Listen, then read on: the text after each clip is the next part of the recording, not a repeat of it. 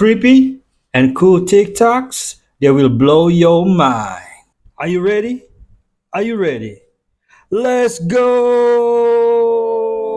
Disclaimer: this video is for entertainment purposes only. Please do your own research, as these clips haven't been fact-checked. Man, many of y'all need to hear this. Much love to the young brother that is exposing and revealing all this stuff about SZA. After watching what this brother is Who is SZA? about to show us all, you have no excuse why you still follow. If you want to follow her and listen to her stuff, that's your business. But if you care about your soul, if you care about staying away from demons, you may want to delete her music from your playlist. Hey man, we back at it again, exposing the demonic music industry one day at a time. Here's yours truly, SZA. Expose it, bro. Listen what she said. Saying that you'd rather be in hell than alone is the most insane thing I've ever heard in my life. I ain't gonna lie to you. Then she literally has a hexagram on her back. And let me educate y'all. Well, that image is not biblical. European tradition and has been used in ancient and pagan roots. No biblical historical ties to King David. Then in her song Blind, she says, might get possessed, let my spirit speak freely. I don't want righteousness. I hurt too much, I lost too much, I lust too much. So one, she channels spirits so that she can make her music, and then those spirits will latch onto you when you choose to listen. She says, I don't want righteousness. Then she says, she likes all the violence, give her dysfunction. She says she likes when this person doesn't stay the whole night. She likes the temporary pleasure. She likes to feed her flesh, to live in lust. This is what she promotes to the young ladies in the world. Straight sin. Then let's talk about how she was paying homage to Saturn, also known as the Roman god of agriculture and time. Occultists associate Saturn with dualities, birth and death. Even has a song named Babylon, also known as a Scarlet Woman or a Mother of Abomination. This came from the occultist Aleister Crowley. And here we go, her revealing that she is a This is demonic for sure. Freemason. She is a master of the second veil. In this music video, she's on a black checkered floor, randomly outside. In Masonic lodges, they feature black and white checkered floor, representing dualities, just like Saturn. Then this is her standing next to her father, who has ties into the music industry and secrecy. That is her symbolism towards the code of silence. Then you see her paying homage to the all-seeing eye, the constant reminder to Freemasons that their thoughts, words, and actions are always observed by a higher power. And for all the women out there who gonna say I'm tripping, look, I need to stop idolizing her, all right? Wow. Just because everyone does sin doesn't make it acceptable, and you especially shouldn't be promoting it. There's a lot more symbolism and things that she's attached to that weren't revealed yet. Man, this is majority of the artists in the industry. Now, y'all follow me for more truth right. news, and reactions. They're pulling Not just her. a Hunger Games style 2026 draft where your age bracket gets all your birthdays pooled in to this lottery system, and then they pick a specific day for your age bracket. All of you who are 21 who share the same birthday, like December 3rd, all have to go together to fight for our greatest ally. And although women do go after men, women are not necessarily exempt from the draft anymore. So that equality is now officially coming into play. LGBTQ, immigrants, ADHD, college students, all of you are equally accepted for the draft. People older than 26 will be for far later rounds, but it's on the table if they run out of young people. One of the only ways women can get around the draft is by getting pregnant. So now might be the time to, select a guy that you think has good genes to maybe just have in your back pocket. Because remember, Iran is a mountain fortress full of experienced military personnel who are funded by Russia and China via intel and technology, deep underground bunkers, missiles, and drones. It's not the same thing as Afghanistan or Iraq. Man, this is real. Is this real? Where you trip determines whether psilocybin rewires your brain or not, according to this fascinating new study. Researchers in Copenhagen gave 15 healthy people a strong dose of psilocybin, then used PET scans to count their brain synapses, once before, once a week after. But here's the twist. 5 people took it inside a noisy MRI scanner, the other 10 took it in a cozy room with music and support people, just like real psilocybin therapy. Across the whole group, there was no clear change in synaptic density. The study even got stopped early because the numbers weren't looking good. But split by setting, and everything changed. The cozy room group had more powerful experiences, felt better 3 months later, and showed a 5 to 6% jump in brain connections in 2 key regions. The MRI group had nothing, flatter experiences, no lasting benefit, and no change in synaptic density. This is the first time anyone's tried to actually measure in real human brains whether a single dose of psilocybin actually increases synapses. And it suggests that the room, the music, and the safety you feel isn't just setting folklore. It has real biological effects on how beneficial the experience is. Now, this is a small study, it's split 5 and 10, and the setting result wasn't even the original question. It came from digging into the data afterwards. So call it a strong hint and not quite proof, but it's the kind of hint that helps us understand how these compounds work best. As the psychedelic community has known for years, set and setting are vital to a positive therapeutic experience, and now we have some biological data to back that up. You can click the link in my bio for the full breakdown, and don't forget to sign up to my newsletter for the stuff that I can't share here. No, You know, imagine doing shroom in a MRI machine. Nuts. it's no secret that since this CERN shut down, that people have absolutely lost their minds. I mean, there's reports of so many things going on that I can't even keep track anymore. Reports of no more chemtrails. The sun is yellow again. Celebrities coming back from the dead. People saying that time is now shifting slower again and things feel like weight is lifted. Some people are saying their migraines are coming back. You have hundreds of thousands of women that are reporting double periods and or no period at all, and they're not pregnant. But the one that is literally batshit crazy is the people that are reporting on something that I have not seen in over 10 years. What is it? Dogs? Dog poops? What happened to dog poops?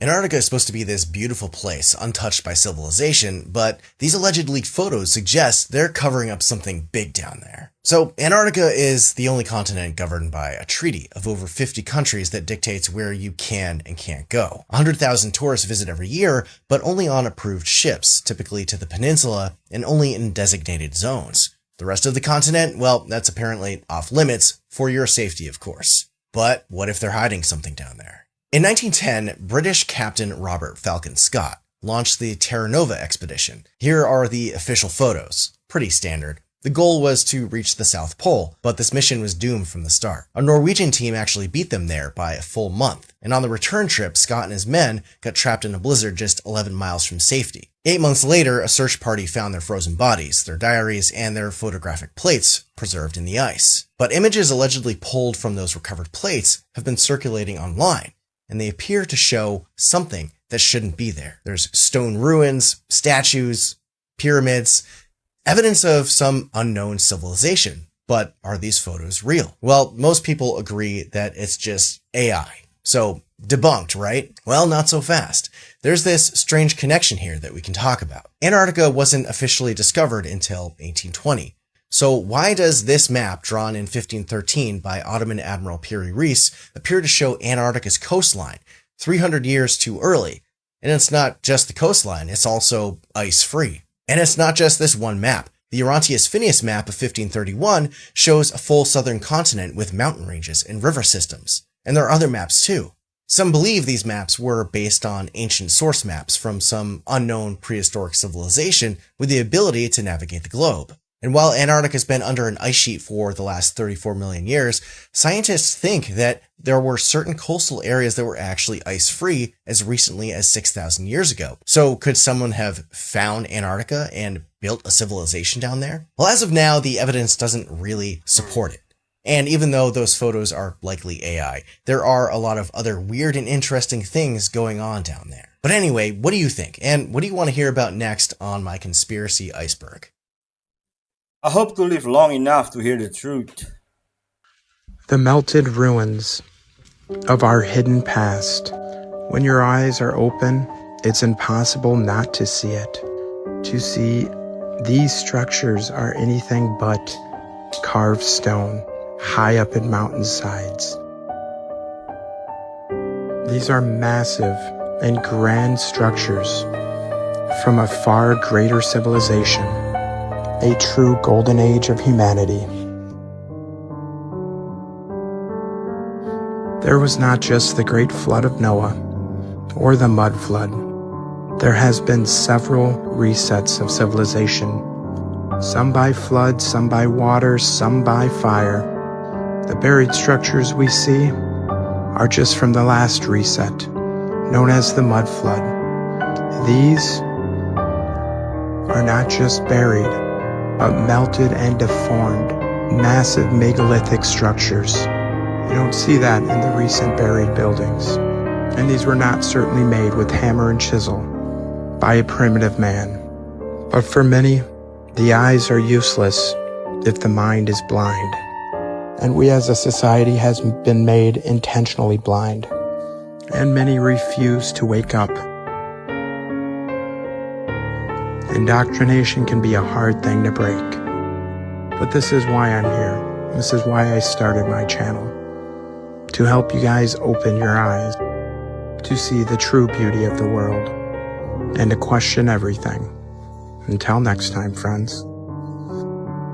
This is obviously about to sound fake right now, but China just turned on a machine that creates 1900 times Earth's gravity underground.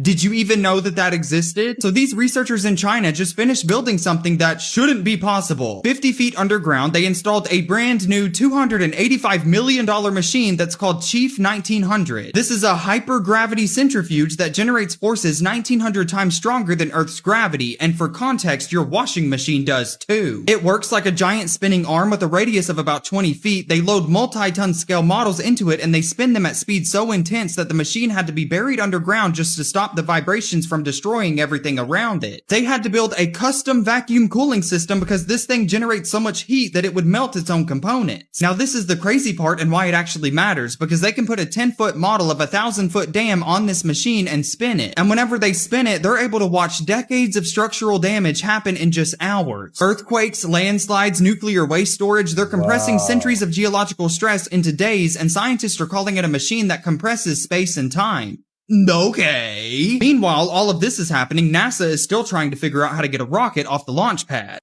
The CIA You know what? They are building something for Goku. If you know, you know. classified a document about life after death. And what's in it sounds exactly like what mediums have been saying for years for free. This is Declassified Psychic. The CIA has a document titled Life After Death sitting in their declassified reading room right now, available to anyone. They also have one called Myth of the Soul. Those are not titles you expect to find in a government intelligence database, but here we are. One I want to talk about it specifically is the Gateway Experience. Funny, another gate. It's a 29-page report written in 1983 by U.S. Army Lieutenant Colonel Wayne McDonnell. Army Intelligence commissioned it to evaluate the Monroe Institute's consciousness research. It was classified, and then it was declassified in 2003. Then basically ignored for 20 years until someone found it on the CIA's website, then posted it on Reddit, and the whole internet lost its mind. Here's why.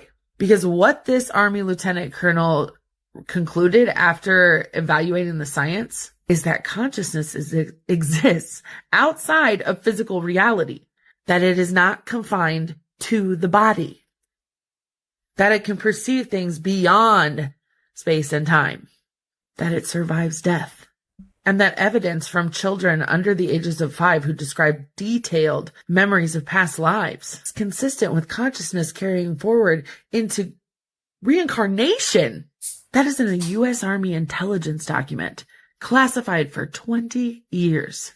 And I'm going to say this plainly. That is functionally identical to what mediums have been saying for years. Not similar, identical. Consciousness exists outside the body. It perceives beyond physical space and time. It survives death. It carries memories forward. It's not a spiritual belief system. That's the working model. That's just how this works professionally. They studied it in secret, confirmed it internally, classified it for 20 years, and mediums kept showing up to work anyway, saying the same goddamn thing that they had already figured out. Follow me for more because it's going to get so much weirder. If you want to know what they're about to pull in the United States, you need to start paying attention right now to what is happening in Puerto Rico. Puerto Rico is the guinea pig. There has always been a guinea pig. Hawaii was also a guinea pig. Flint, Michigan was a guinea pig. New Orleans was a guinea pig. The Files were a guinea pig. Now, this new guinea pig that we have going on, it's not really new because Puerto Rico has been going through stuff at the hands of U.S. imperialism since before any of us were alive. But this new version of guinea pig-ism is the water shortage that Puerto Rico is going through right now. People are pulling up to their Airbnbs on vacation and realizing that they don't have any water at their Airbnb in Puerto Rico and being like, what do we do? What you should have done is you should have done research about your vacation destination. First of all, Puerto Rico has never been a vacation destination during any of our lifetimes because of what Puerto Rico has been going through.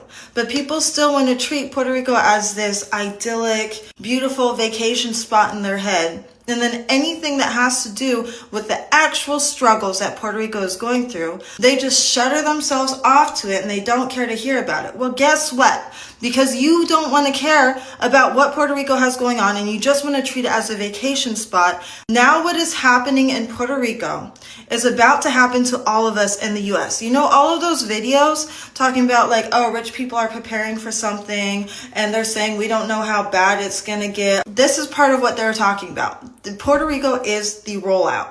Puerto Rico is the guinea pig. And the water shortage is so mysterious. They want to call it mysterious because the Puerto Rican government officials are like, oh, we need to investigate this. We don't know what's going on. I will tell you what's going on. They're testing two things. Number one, to see how effectively they can make this happen. And number two, to see how people are going to react to it. And I'm guessing they know that people are not going to react to it because people are so stuck on envisioning Puerto Rico as still this vacation spot that they want to go to. And because I am a woman of action, I am going to put a phone number in the comments that y'all can call to let the Puerto Rican government know exactly how you feel about this issue. Please, please, please, please feel free to make a very colorful phone call to them. There are absolutely no precious feelings to be had towards the Puerto Rican government. And also, if you are living in Puerto Rico at the moment and you are struggling with the water shortage, please let me know how I can amplify your voice because I will do whatever I can. I love you. People on Twitter are freaking out after this guy uploaded a picture of his Wi-Fi router surrounded by tinfoil shaped like a satellite. And people in this comment section really want to know if this life hack would actually work. So I did a little bit of research and here's what's going on. So it turns out that this viral hack is actually true and it originated from researchers at Dartmouth that wanted to prove that for $35 and 23 minutes, Wi-Fi users can increase signal strength and boost security in their home. And the way all of this works is actually really cool. So I think most people by now know that you should be placing your Wi-Fi router in the center of your home because obviously your Wi-Fi is going to send the signal outwards in all directions. This way you can get the most even coverage possible. But there is a serious problem with this theory, and that's because your home is most likely not a wide open room, but instead a place that has furniture and walls. So as that Wi-Fi signal is spreading through the home, the walls and furniture absorb some of it, and by the time it reaches your devices, you have poor signal strength. And this is where the aluminum foil theory kicks in, because if you place a curved piece of aluminum in the antennas like this of your router, you can actually redirect some of that wasted signal right into the places in your home where you need it the most. But I'm sad to say there is a catch with all of this, because you're essentially now turning your Wi-Fi router into a satellite like this. So while you might significantly boost your Wi-Fi signal on one side of your house, you may completely lose it on the other. Wow. So put it in the corners of the house. Disney just fired 1,000 employees, and in a twist that will shock absolutely no one who follows me, they replaced them with AI that had learned to draw from those employees who were mostly artists. So those artists literally trained AI and were replaced by it.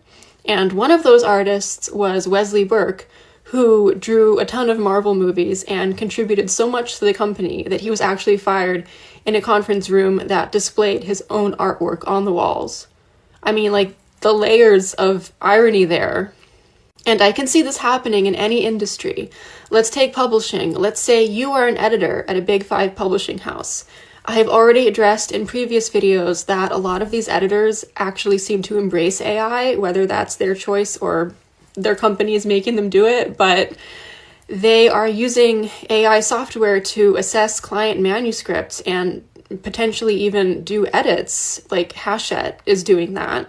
So the AI software copies you, it learns from you, and then when it has learned enough that it can sufficiently mimic you, you're gone, your job is gone. That's Same right. with writers, obviously, and while it is my opinion that AI will never be able to really replicate the authentic human expression that is necessary for quality writing, it's not going to matter for these big publishers. It's not going to matter for Disney with their AI art, right? Let's say a publishing house wants to make the maximum profit that it can. Why does it need human editors and writers? Why not just outsource all of that to the AI that learned how to do those things from stealing and copying and being trained by those editors and or authors?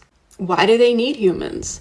Well, I can actually think of one reason. Because we're going to fucking boycott AI-created art or writing. That's my plan, anyway. Who wants to see a movie drawn by AI or read a book written by AI? Not me. I don't care how much money it makes the publishing company. I don't want to be any part of it. What about you? Yep, that's right. But can the government put regulations on this? Have you ever wondered how the European immigrants communicated with the natives because they didn't speak the same language and had never encountered each other before? Too much. And how did the different native nations communicate with each other if they also spoke different languages? Well, this is where the Chinook jargon comes in, because it's not only part of native history, but linguistic history. In the Pacific Northwest, Oregon, Washington, British Columbia, there were dozens of different native languages, not dialects. Totally different languages. And yet they were able to trade, negotiate, and communicate. And that's because they created a shared language. And the Chinook jargon was considered just that, a different language, a distinct language, and it was known as a trade language. And it was a mix of native languages, English, and French. Its focus was on communication and not complexity. It had flexible structure and simple grammar. Natives could communicate with each other, and the English could easily communicate with the natives. Because at this time period, native communities weren't isolated. There was a lot of mixing and intermingling of different cultures going on. And at its peak in the 1800s, it was spoken over a massive region, which included a lot of the northwest of the United States, as well as a lot of the western side of Canada. Thousands of people spoke it. It was a multicultural, multilingual communication system. And what's great about it is this was before globalization was even a thing. Like if you've ever heard terms like Spanglish, where people combine Spanish and English, or any other variation of that terminology, this was kind of like that, but with way more languages involved. But it proves that Native Americans are adaptable when we want to be, when we choose to be. We find very appropriate solutions, and our focus is on networking, communicating, trading, economy, and most importantly, shared systems. I think so cool and fascinating. What do you think? A lot of people don't like AI. I certainly don't like the data centers that have to feed the beast. That is going to take all of our resources. And I asked AI, tell me where you would put all the data centers in the United States. And the response was, if I had to redesign the entire data center network for the United States from scratch, I would place them based on one single rule: zero conflict with human resources. I had a woman reach out to me that was in Vegas and went past the big Switch data center. She started noticing immediately that her chest started burning. It was like burning through her skin, her pacemaker. And she went. But Vegas don't have too much water, right? I mean, it's desert over there. Into AFib. These data centers and energy that they need to survive will take all of these resources all at once, not just water, not just one city, and not just a little electrical. You're talking the whole grid. We're talking the whole infrastructure. We're talking the entire water supply. You truly never know what's going on in somebody's house, okay? Because this house right here is for sale in Akron, Ohio for about $800,000. And you will be shocked what's going on behind that front door. Let's talk about it. I just have to show you the outside just one more time for contrast purposes, because you are not going to believe what the inside looks like here. Yep, this is all real. This is literally behind that front door. Okay, this is like the wardrobe from Chronicles of Narnia if the other side was the Ritz-Carlton. I mean, maybe this is the best anti-theft tactic out there, okay? Could you imagine a robber pulling up to this house, okay, a plain Jane house, breaking in to all of this? I would assume they thought they'd gone crazy and turn around and leave. I absolutely need to meet the people that designed this, because who thought this would ever have any sort of resale value at all? I mean, don't get me wrong, it's not bad. It's just extremely niche. I mean, this is what the Venetian looks like in Vegas. And the confusing thing about this is the more photos I look through, I don't know if it's getting better or worse. Like, honestly. This bathroom, however, is a personal nightmare. Wow, I mean, it seems to look be at that breaking bathroom. the laws of physics. How does it keep going? I just love that when you get to the pictures of the basement, it's like the back rooms, okay? Like they ran out of money or creativity or will to live. So there you guys go. There's the house equivalent of Is that the same a house? lipstick with a pig for $800,000 in Akron, Ohio. Comment below if you guys would buy this. I'll see you guys next week. Man, it's a sleeper house. See you, bye. So A Chinese scientist, He Jiankui, recently made headlines because he did not ask permission. He just CRISPR edited some human babies before they were born to have CCR5 Delta 32 2 copies. So they basically could not contract HIV. They had HIV positive parents. He got about 2-3 years of prison for this because he didn't ask anybody. You can't, I mean, it's a complicated situation. But this mutation has basically been in the news because of this editing. You have one copy, which probably gives you some resistance. It also gives people, I think, a little bit of an IQ boost. So again, congrats. Neither of these is common, and you have both of them. So How fun. yeah. Fun. So these are like premium targets. You have both now. 50,000 Lake Tahoe residents were just told yesterday that they're going to have to find a different power source because their power company is going to redirect all of its power to the data centers. If you think that this is not going to happen to you or it's not going to come to your neighborhood, you are sadly mistaken. Y'all better get ready.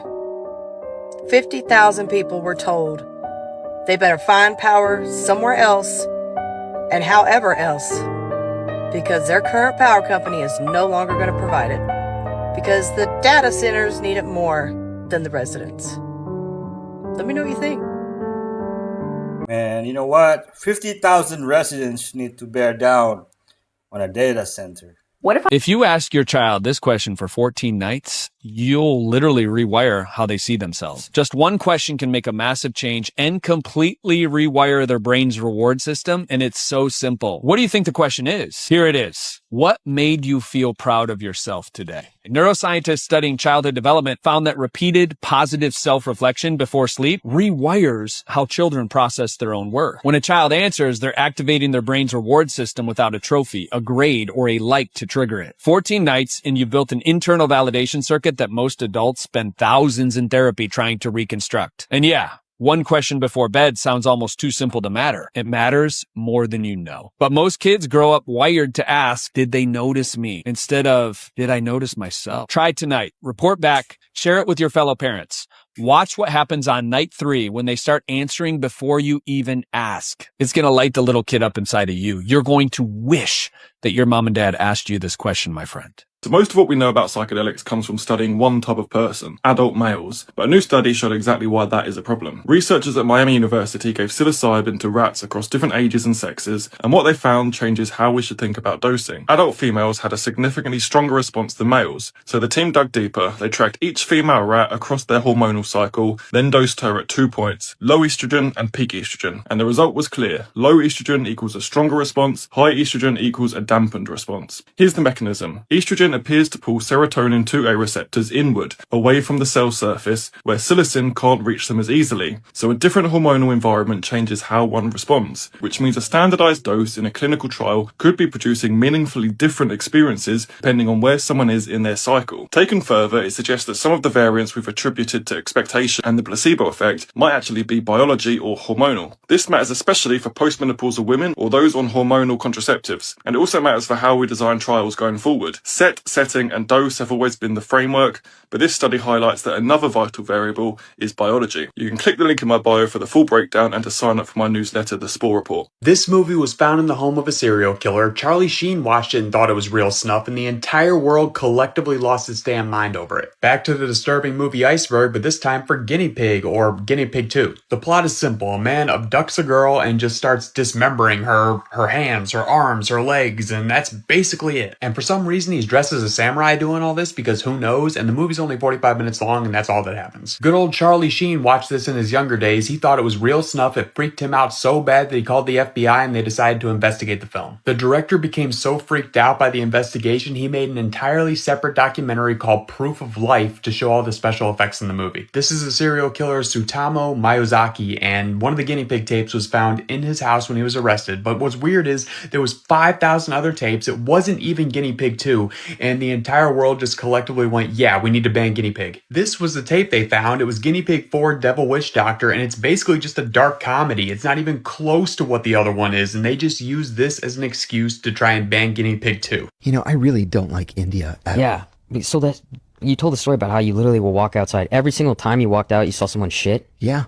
If they need to take they a just shit, go wherever? they'll just pull down their pants wherever they're walking down the street, drop a pyramid, pull their pants up, and just walk away. And no wipe? I'm like, no wipe. That's just I'm like, uncomfortable. You've got to be kidding me. Yeah. So Yeah. how much time do you think you spent there? A few months. And you just hated it? I hated it. Did you know? And you know, I'll tell you that's not even why I've been in filthy places before. Yeah. I've never been in a place as filthy as India, and part of the reason that it's so filthy is there are just too many people. Right. But I've been in like worse places, poorer places, more dangerous places. But the thing that I hate the most about India is the way Indians treat one another. It's shocking to me, this caste system that they have. It's shocking. I'll give you an example. I had a driver that was assigned to me for I was there for 6 weeks. This study completely exposed how the elites plan on killing you. Right now, there is no blue light being directed at the mouse's brain. And this is what happens when the blue light turns on. The blue light stimulates a part of the mouse's brain that makes it extremely aggressive and puts it into a killing frenzy. This is why the elites changed all of the lights in the Western world from this warm red tone to this blue atrocity. All this does is increase the crime rate, increase the chronic disease, and it keeps the working class fighting amongst each other while the elites get away with everything. Modern Egypt is fake Egypt. Like many of the world's adult amusement parks, today's Egypt has been mostly fabricated. Hundreds of sites and artifacts have been completely reconstructed or totally relocated. Entire structures were moved in order to hide what was beneath them. This building doesn't even look the same. The erasure has been going on long before so-called Europeans. Much of the original civilization that was there has been doctored or destroyed, and a lot of the so-called restoration is just whitewashing. The entire official narrative on Egyptian history hinges on the Rosetta Stone, so all of this relies on the story of Napoleon. Somehow Napoleon slips by the British Navy, so the French get to Egypt and find the Rosetta Stone on mistake. Then somehow Napoleon slips by the naval blockade and gets back to France, because the Freemason double agent Sidney Smith assisted him. He gets back to France and immediately overthrows the government and becomes the ruler, and then consolidates much of the world's art in the Louvre in France. Back to the Rosetta Stone, it's missing much of the hieroglyphics, and what survived is damaged. It was claimed to be black basalt for generations. It's not even the original stone from the original fake story that they give you today. And this is the main key for deciphering all of the Egyptian history and the chronology of the world. And all of the supporting artifacts were discovered after the Rosetta Stone, like the Philae obelisk, which was damaged and dropped in the Nile, and the entire complex was reconstructed on another island. Look. Obviously, the area went through a major cataclysm and the historical dating is wrong. And the Napoleon story is a fantastical lie. It took way too long to get to Alexandria, because this is the Alexandria he was going to, which fits the supposed timeline. Look. America is the real old world, and there are no Egyptian pyramids on the maps until after 1590, because Africa was the last place to be inhabited by man. And America is the origin of man, according to many, including Thomas Jefferson, which is why America is significantly more developed and has more pyramids. There are plenty of Egyptian, Hebrew, Phoenician, Norse, Greek, Latin artifacts found in the Americas that are just commonly discarded. Some are conveniently lost, like the Grave Creek Stone. Thousands of artifacts are just ignored. They claim they were all fake during a time period where no one understood these languages and no one could write in them. And it's not just North America. Up and down the Americas, the history has been ignored or scrubbed, or it's been edited and used as a presentation to make people think that there is nothing else left to find. Look, they put a cast over everything. The real sites have been basically sealed off by the cast, just like Stonehenge, which was moved to hide what was beneath it. Now it's completely fake. The world has been sterilized and casted over and can't be properly tested. Just like the Rosetta Stone can't really be tested. And there were other artifacts where it was found, but nobody thought to preserve those. Modern Egypt is Ptah. Ptah means make or makon, which is where you get mason or mason. Ptah is also the linguistic origin of Peter. Peter, like the inventor of the Catholic Church, the trademark of the line of Cain that merged with other bloodlines to form Christianity, Islam, and modern Judaism. The bottom line is there were resets and reset wars, the timeline is distorted, and the most successful scavengers rewrote the history. I mean, they claimed a piece of wood was a moon rock for 40 years. Check this out. I'm hoping we might be able to show some images here of these So the claims are insane that apparently Ross Coulthard ended up releasing images of alien language and high-quality photos of the tech. document from the Palo Alto CORET laboratory in California. And CORET was short for Commercial Applications Research for Extraterrestrial Technology. And the materials include technical reports, diagrams of Apparently that's the UFO tech, one of those techs, right? I made the full video on the YouTube channel and we looked at all these images. Check it out by clicking the title below. Would you talk about psychedelics? So Eli Lilly and Peter Thiel are buying up psychedelic companies. So I just did a whole talk about how Amanita breaks all addictions to drugs, fentanyl, heroin, cocaine, alcohol, the whole entire thing, right? And it just so happened that Eli Lilly and Peter Thiel are buying up all the psychedelics. Now you would wonder why they would get involved in that. Well, because when you realize that they can break the whole system with Amanita mushroom, then that's a threat to their system, which is trying to poison people and keep them addicted to painkillers and opiates and all these things. So the whole reason they go after psychedelics is because psychedelics can break you from the system that is trying to poison you and keep you addicted. They use subconscious programming to keep you addicted, and psychedelics break that. And Amanita is the one that breaks all of that. So that is, a big one that they're trying to do. I just saw it the other day, Peter Thiel and Eli Lilly. And Eli Lilly is one of the oldest vaccine companies in the world. Since about the 1600s, okay? 1600s, they've been producing that garbage.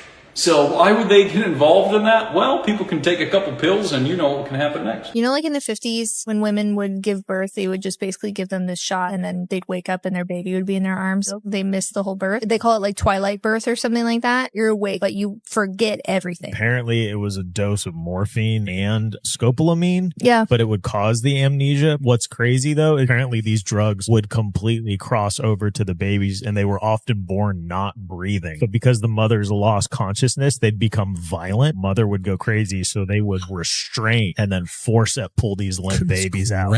And they're like, congratulations, here's your baby. Oftentimes they would say, did the baby come out? Yeah. They had no idea. And they would put cotton in their ears so they couldn't hear themselves screaming. Isn't that crazy? Gosh. Isn't it awful? And they called that modern birthing practice. I wonder if fathers were in the room. No, too, they weren't allowed to be. 100% clinical. Baby's taking a quick nap. What if your dream is actually a memory from the future? And no, I don't mean deja vu. Watching the show Archive 81, I have 2 episodes left, so don't you ruin it for me. It seems that 2 characters are having dreams communicating with each other 25 years apart. And this reminded me of one of the craziest things that has ever happened with a hypnosis client. When I work with someone using hypnosis, sometimes they can end up in a past life, a void, a liminal space, but sometimes they go to an earlier time in this life. I had a client who went back to when she was 6 years old. She was lying in her childhood bedroom. We worked through stuff, brought awareness to old patterns, shifted perspective. After the session, she came to a realization. Said, oh my God, you're not going to believe this. She said, when I lived in that house, I used to have this recurring dream, and I used to call it the operator dream. Mind you, this was 40 years ago. I had no idea where this was going. Nothing about dreams came up in the hypnosis. She said, in this dream, there was like this floating head that was speaking to me. She said at the time it reminded her of these like cheesy 70s, 80s photos. She would tell her family about it. She had no other way to describe it. She keeps dreaming about this floating head inside of the room that's talking to her. She said it feels like one of those old operators. She would tell her family, I'm having the operator dream again. Fast forward to now, she said, oh my God, it was you. You were the operator. 40 years ago, there was no reference for Zoom or a video call. Even though she was lying in her current home 40 years later, in her mental space, she was laying in that bed at 6 years old where she had that dream, back to that exact age. From her experience, the dream came first and the hypnosis 40 years later. What if they were not 2 separate events? What if it was the same event, experienced from 2 different points in time? Let me know if you ever experienced anything like this. This one man is really boosting the case for avoiding Alzheimer's through heat. Doug has a terribly unlucky genetic mutation that almost guarantees early onset Alzheimer's in his 40s or 50s. 10 of his 13 aunts and uncles all died before they were 60 because of this genetic mutation. But Doug is currently 76 with no signs of cognitive impairment. How does he do it? They think it's because he spent 10 plus years working in a Navy steamship engine room where the temperatures would be 100 to 120 degrees Fahrenheit for hours at a go. They'd have to hose him down with cold water sometimes so that he didn't overheat. And this led to an abnormally high amount of heat shock proteins in his cerebrospinal fluid, which are known to be protective against the tau aggregates that cause the cognitive impairment of Alzheimer's disease. These observational studies also showed that people who went to the sauna all the time in Finland got 2 to 3 times less Alzheimer's over the 20-year follow-up period than those that only went once a week or less. So from multiple lines of evidence, it seems like heat is particularly protective against the tau agglomerations or aggregates that cause Alzheimer's disease. We also have this similar data in mouse models of Alzheimer's disease, which mice don't get Alzheimer's. So that has to be taken with a bucket of salt, but the evidence is converging that heat exposure is protective. Doug was shocked when he got the results back showing he had this mutation. Since he figured he made it to 60 with no sign of cognitive impairment, he must have been in the clear, so they retested him 3 times due to his disbelief. Now, personally, I'm not going to spend a decade of my life in a Navy steamship engine room to avoid Alzheimer's, but I sure am glad that I married a Finn and married into sauna culture, because it's frankly awesome. Recently came across this book. I was out in Gatlinburg, Tennessee. This book is from 1777. America was 1 year old at the time. The name of this book is right here. It's the Universal Geographical Grammar from 1777. I'll be going through this book, making a lot of videos. There's some crazy stuff in here. I'm just going to give a quick preview of this, because there's things in here like, so here's the opening map. Here's the opening map of the world. And let's see, right here, Eastern Tartary. And right here is Western Tartary. There's China. And what we'll get into farther back will be Chinese Tartary also. And then over here, the lower half of America is Florida. The left side, you can see California. And the whole top is empty. And there is no Canada. So then, we'll go to the next one. This is the doctrine of the sphere. Here is the artificial sphere. Because the world was coming from being flat and going into being a globe. What do aliens look like? Well, some of them. Well, in batch 5 of the newly released UFO disclosure files, we have kind of an answer. So there's this guy named Coulter, and he goes to this like engineers meeting or something, and he just starts talking about it. So he kind of bragged that he crashed the gate at a radar station near New Mexico and Arizona borders, and that there were 2 crafts, and one was completely torn up and the other one was completely intact. Now, the one that was torn up, there were 2 people on each craft. The one that was torn up, the people were completely burnt up. But the one that was intact, they were completely intact. They were just passed away. I put the details that he describes into AI and came up with a picture for you guys. So this picture is not actually in the files, okay? I'm just trying to give you like a visual here. They are a uniformed height of 3 feet. They're blonde, beardless, and their teeth are completely free of any fillings, cavities, any type of stuff like that. Apparently they found like a capsule that you like take, like, you know how we take capsules, and that was how they ate. They didn't have any undergarments. They had their bodies taped, and then they were dressed in some sort of a wire. Aw, see, look, she's not that scary. Hey guys, so I got another video to show you. Of course, it's about Hollywood. Unfortunately, there is a never-ending supply of these videos because, like I've said in the past, these people are all involved in these things. And this one was a really unfortunate one for me. This one is about the dad on Full House. This is about Bob Saget. I'm going to warn you before you watch and give you a trigger warning. This is going to cover sexual crimes, crimes against children, things like that, so you've been advised. Why should we pick Bob Saget, who raped and killed a girl in 1990? Well, first of all, it's not true. It's not true that Bob Saget raped and killed a girl in 1990. How do you make an ass hurt? The Olsen twins say, well, Bob Saget hands you a chocolate milk that he just made, and you wake up 3 hours later, lying on your stomach. What a tough gig that must have been, huh? His entire job consisted of saying, take a look at this, which is what he used to say to Mary-Kate Olsen in her dressing room. Love him like a perverted uncle who pays for lunch and then follows me into the men's room. Al should have been called Blackjack because he hit on the Olsens when they were 8. He didn't stop till they were 21. Is it true that he used to give Mary-Kate acting lessons? He'd tell her, act like this never happened.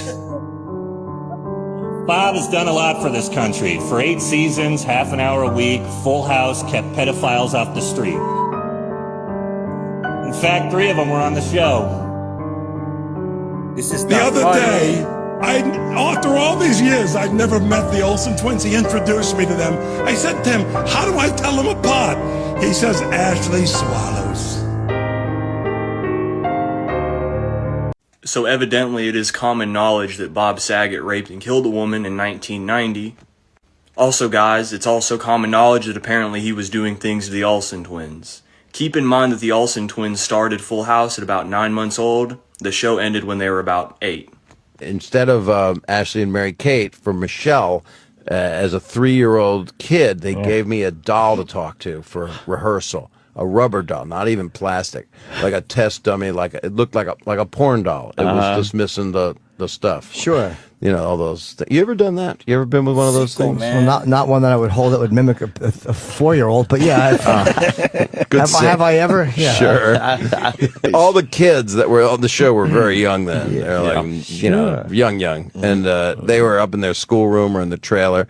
And I was there with just the crew. It was mostly guys, a couple of ladies, but I had the rubber doll. I'm in the bedroom. China just won the war, and no one is talking about it. The US stock market is at the most concentrated level in history. Just 10 companies control over 40% of the entire market. They are all betting trillions of dollars on one thing: AI. There's only one problem. China just did it better and 10 times cheaper. US companies are now adopting Chinese models at a record pace. The demand is so strong, they have stopped new users from signing up. The Trump administration is scrambling to put limits on these Chinese models because their entire economy depends on the AI trade. They are extremely overleveraged in a dream that corporations fooled them into thinking was profitable as they pass billions of dollars amongst themselves. This is not a bubble. This is a nuclear bomb. Okay, part 2 of the reset. And just to begin, this is all a conspiracy. I'm just telling you guys what I learned.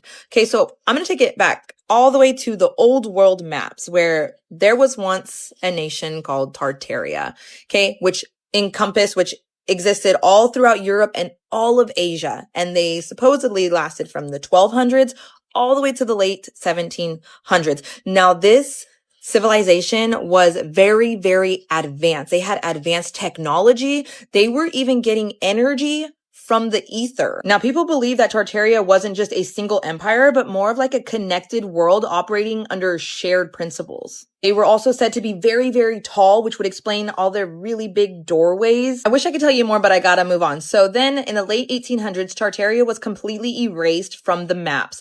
Then borders were drawn and nations emerged. But that architecture that they had, because they were so advanced, it still stood. Even though there was many attempts to destroy most of these buildings, they're still up today. Now, again, this is all conspiracy, but people do believe that there was a deliberate mud flood to wipe them out of history, to just hide all of that knowledge. Because, it wouldn't really go with this current agenda, right? Now, moving forward into around 1850s, insane asylum institutions spiked 400%.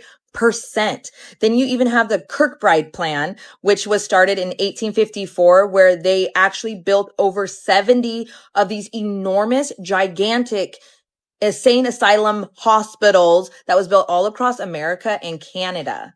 And just coincidentally, this was the same year the orphan train began. But I'm just wondering, these Asylums that started to be built were being built in a time where cities were actually just being founded, right? Our population was supposed to be really low. So why did we need all of these insane asylums? Like, where did all these crazy people come from? And how did they know we were going to need so many? Could it have possibly been that the elites needed to do a reset, but they couldn't successfully do it if they knew that people would still be here to remember the old world? So we had to have somewhere for them to go?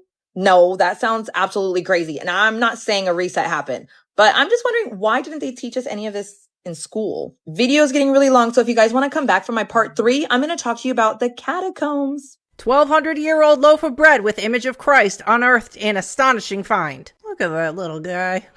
The inscription on the loaf reads, "With gratitude to blessed Jesus." The bread dates back to the 7th or 8th centuries AD. It's one of 5 loaves that were recently found. Specialists suggest that these finds may be examples of communion bread or Eucharist bread used in early Christian ritual. All right, somebody go try it. I'm not doing it. Just how rich and powerful is Lord Evelyn Rothschild? Historically, the Rothschild family wealth was hidden in underground vaults. The Rothschilds' secret financial records were never audited and never accounted for. Their family-commissioned biographies give the illusion that their family fortune has dwindled, but researchers estimate their wealth at close to $500 trillion, more than half the wealth of the entire world. Besides their many castles, palace mansions, wineries, racehorses, and exotic resorts, the Rothschilds bought Reuters in the 1800s. Reuters then bought the Associated Press, which selects and delivers the same news stories to the entire world, day after day. They have controlling interest in 3 major television networks and easily avoid media attention since they own it. Until recently, they owned and operated England's Royal Mint and continue to be the gold agent for the Bank of England, which they also direct. They control the LBMA, London Bullion Market Association, where 30 to 42 million ounces of gold worth over $11 billion are traded daily. The Rothschilds earn millions weekly just on transaction fees alone. They also fix the world price of gold on a daily basis and profit from its ups and downs. Over the centuries, the Rothschilds have amassed trillions of dollars worth of gold bullion in their subterranean vaults and have cornered the world's gold supply. They own controlling interest in the world's largest oil company, Royal Dutch Shell. They operate phony charities and offshore banking services where the wealth of the black nobility and the Vatican is hidden in secret accounts at Rothschild Swiss banks, trusts, and holding companies. Although Evelyn Rothschild looks like a harmless gray-haired old man, make no mistake about it, Rothschild and his ancestors have handpicked presidents, crashed stock markets, bankrupted nations, orchestrated wars, and sponsored the mass murder and impoverishment of millions. The wealth hoarded by this one family alone could feed, clothe, and shelter every human being on Earth. The Rothschilds to the head of the snake. Within the city of London, there is a 1-mile square that is referred to as the City. This is the headquarters of the Jewish family Rothschild's banking dynasty that owns the money supply through the central banks of almost every nation on Earth. In November 1910, 7 of the world's richest Jewish men held a secret meeting on Jekyll Island just off the coast of Georgia to establish a central bank, which they called the Federal Reserve Bank. These men were Nelson Aldrich and Frank Vanderlip, both representing the Rockefeller financial empire, Henry Davidson, Charles Norton, and Benjamin Strong, representing J.P. Morgan, and Paul Warburg, representing the Rothschild banking dynasty of Europe. There were some powerful men who made it abundantly clear that they were not in favor of the Federal Reserve System. Their total wealth... World War III and aliens being real are all dropping right as we've had the first part of the files released that turned out to be more abhorrent than anyone could have possibly imagined. And now we need to push that aside and focus on World War III, who nobody wants to fight, and aliens, which, dude, you can't just be dropping aliens are real. Nobody cares. If it's not affecting our bills, if it's not affecting our rent, if it's not affecting our immediate lives, you lie all the time. In fact, the government lies so much at this point, it's like, I don't even really care if aliens are real. Let's not go to World War III. That's avoidable. We do not need to send 30% of our military outside of Iran. That is not necessary. Bring people to justice for the files, release the rest of them unredacted, and hold the people accountable for what they did. You don't even need to go to World War III. That's the crazy thing. We're good. We're good. No one wants to fight. We just want affordable housing and food that's not poisoned. That doesn't seem very hard. In fact, they figured it out 2,000 years ago. I'm sure at the peak of human ingenuity, we can figure out what they had figured out 2,000 years ago. So this is the only place in any of the temples that you will see a reptilian. And this reptilian is teaching how to utilize electricity. That's the only place that a reptilian is depicted in the entire temple. Yes. Why do you think that is? And why specifically would that I think these people came from other space at the time. Yeah, right? Yes. Yes. So I channel a reptilian occasionally, and they're very loving and have a lot of ancient wisdom. Now, many people think they're all bad. No, not right? at all. But that one downstairs is showing how to utilize electricity and wisdom. Yes, it is. Yes. Interesting. Did you know there's an entire department at one of the most respected universities in America studying past lives? This is not a fringe group or spiritual community. This is a fully funded academic department at the University of Virginia. It is called the Division of Perceptual Studies, and it has been running for over 60 years. They have documented over 2,500 cases, mostly children. These children have given researchers specific names, towns, specific ways they died. They describe houses they've never been in, family members they never met, wars they've never been in. And when researchers went to verify the details, birth certificates, death certificates, historical records, local archives, they matched. Not sometimes. Over and over and over again.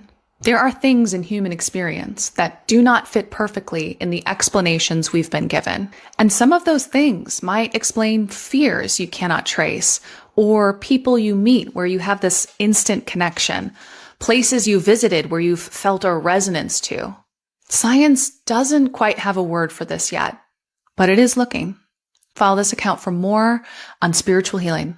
Shakira is in the Epstein emails. Is it surprising? Not really. Does it mean she's drinking adrenochrome and sacrificing children at the altar of Moloch? No. But it doesn't mean she doesn't. She looks pretty young for 50. Her last big hit was in 2010, and for some reason, she performed at the World Cup a record 6 times and twice at the Super Bowl. How do you keep getting these gigs with just a few hits and average talent? Anyways, let's look at the situation. Boris Nikolic told Epstein that he was with her at the Westin and that he should come, wink wink. Boris makes investments primarily in gene editing and is a friend of Bill Gates, another prominent figure in the Epstein files with the legendary email, "Prepare for pandemics." Now the question is, why would this guy be with Shakira? Maybe he paid for her company. Maybe he charmed her with his swag. Maybe he provides the gene editing tools to keep her young. Maybe it doesn't matter, because at the end of the day, it's one big club and we ain't in it. It's a big club. Hey, you ain't in it. We already know that they get their marching orders from the same people. Promote vaccines? No problem. Push the climate hoax with the royal family? Of course. Push the sexualization of young women? Yes, whatever you need to keep me in the spotlight. Now, if we know that today's pop stars are here to serve the system, keep us asleep and protect the power structure, why are we still supporting them? But if people want to say we mishandled the Epstein release, guilty. You think? Now it's time for accountability. Mason. If the Illuminati isn't real, why are they listed in the Epstein files? Why is there a document that says Illuminati families and their associates?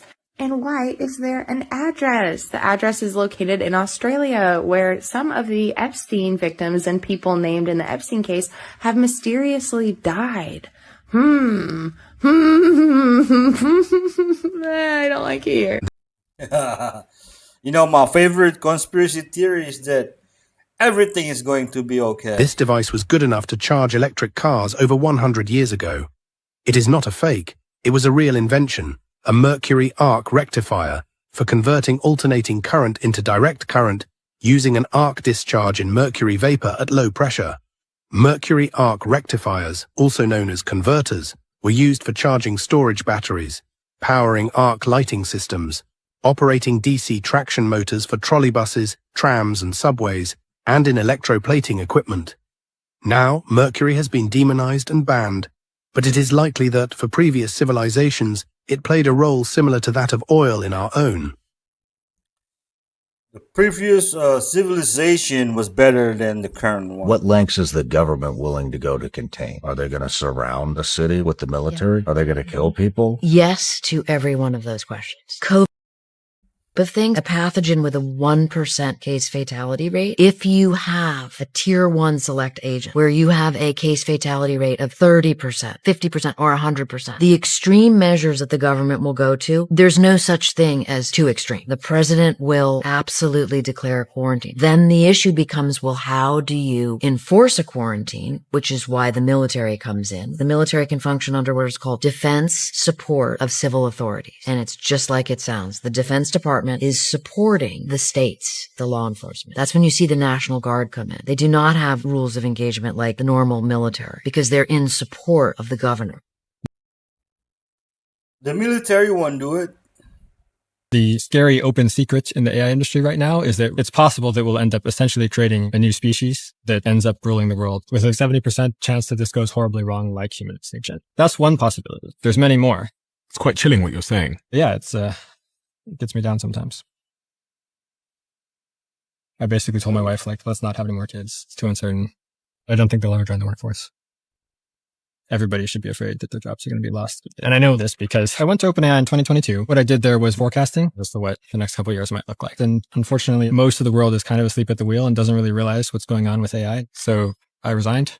I read it somewhere that you lost $2 million for not signing an anti-disparagement clause, meaning you couldn't criticize the company. Yes, for reasons I'm happy to get into. But the main thing I've learned is that when I go talk to people at Anthropic and OpenAI about forecasting, they're like, it's not going to take that long. You need to shorten them again. Get them back to 2027 or 2028 because these powerful CEOs, Dario or Sam or Elon, are racing each other to be in control of the most powerful AIs and are literally afraid that if the other guy gets there first, he might become dictator. I mean, Anthropic is on track to be the entire economy by 2030. But none of these people should be trusted with that much power. So this is the most important thing happening in our lifetimes, probably in all of history, in fact. And it's very important that it go well. So I think that there's a lot we can do to like steer things in a better direction. There's loads of benefits that we could get from AI if we do it right. And if we do solve the problems, then things could be absolutely amazing for everyone. Well, this report here in 2021, it was remarkably accurate. And then you just published this one. Yeah. So this is our new scenario. So let's go through these slowly one at a time. I would be incredibly happy if all my predictions turn out to be wrong. This is undeniable proof that scientists and spiritualists have been talking about the exact same thing for thousands of years. The oldest symbol in Western esotericism isn't a pentagram, and you might be surprised to learn this. It also isn't a cross, it's actually a dot. That's right, a single point inside a circle.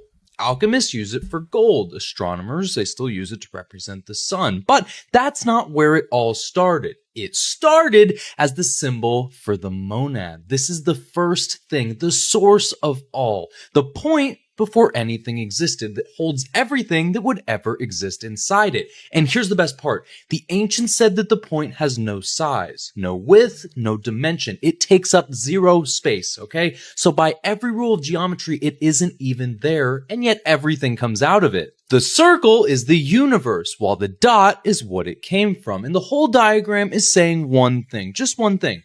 All of reality unfolded out of a single point with no size that held infinite potential.